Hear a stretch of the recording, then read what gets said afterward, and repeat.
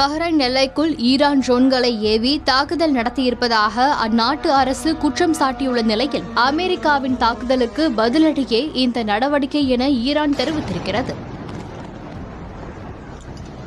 இந்த சம்பவம் மத்திய கிழக்கில் மீண்டும் போர் பதற்றத்தை தீவிரப்படுத்தியுள்ளதாக அஞ்சப்படுகிறது. ஈரான் மீதான அமெரிக்கா மற்றும் இஸ்ரேலின் கூட்டு தாக்குதலால் மத்திய கிழக்கில் கடந்த பிப்ரவரி 28ஆம் தேதி தொடங்கிய போரின் ஒரு பகுதியாக உலகளாவிய எரிசக்தி சந்தைகளில் ஒரு முக்கிய பங்கு வகிக்கும் ஹார்முஸ் நீரிணை முடக்கப்பட்டது.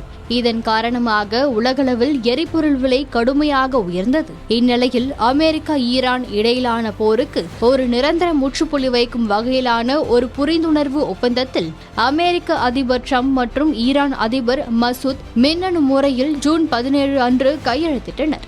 இந்த ஒப்பந்தத்தின் முக்கிய அம்சமாக ஹார்முஸ் ஜலசந்தி வழியாக கப்பல் போக்குவரத்து மற்றும் வர்த்தகம் தடையின்றி நடைபெறுவதை உறுதி செய்ய 60 நாட்கள் காலக்கெடு நிர்ணயிக்கப்பட்டுள்ளதாக தெரிவிக்கப்பட்டது.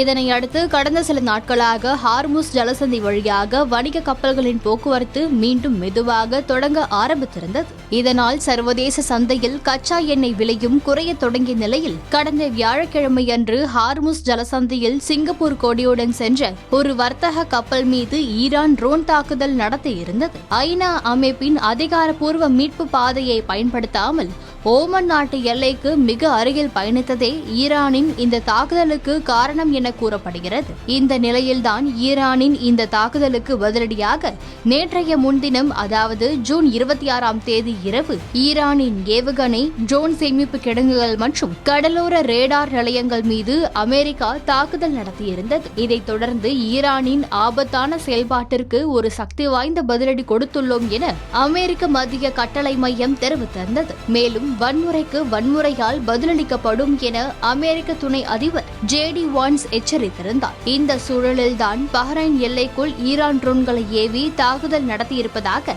அந்நாட்டு அரசு குற்றஞ்சாட்டியிருக்கிறது. இந்த தாக்குதலை நாட்டின் பாதுகாப்புக்கும் இறையாண்மைக்கும் எதிரான வெளிப்படையான அச்சுறுத்தல் என்றும் பஹ்ரைன் கண்டித்திருக்கிறது. அதே சமயம் இந்த தாக்குதலில் உயிரிழப்போ அல்லது பெரிய அளவிலான சேதமோ ஏற்படவில்லை. இந்த தாக்குதல் குறித்து தெரிவித்துள்ள ஈரானின் இஸ்லாமிய புரட்சிகர காவல் படை பஹ்ரைனை நேரடியாக தாக்கியதாக கூறாமல் பஹ்ரைன் மற்றும் வளைகுடா பகுதியில் உள்ள அமெரிக்க ராணுவ இலக்குகளை குறிவைத்து நடவடிக்கை எடுத்ததாக தெரிவித்திருக்கிறது. இது அமெரிக்காவின் முந்தைய தாக்குதலுக்கான பதிலடி என்றும் கூறியுள்ளது. இவ்வாறு புரிந்துணர்வு ஒப்பந்தம் ஏற்பட்ட சில நாட்களுக்குள்ளாகவே பஹ்ரைன் ட்ரோன் தாக்குதல், அமெரிக்காவின் பதிலடி நடவடிக்கைகள், ஈரானின் எச்சரிக்கை போன்றவை மத்திய கிழக்கில் மீண்டும் பதற்றத்தை அதிகரித்துள்ளன.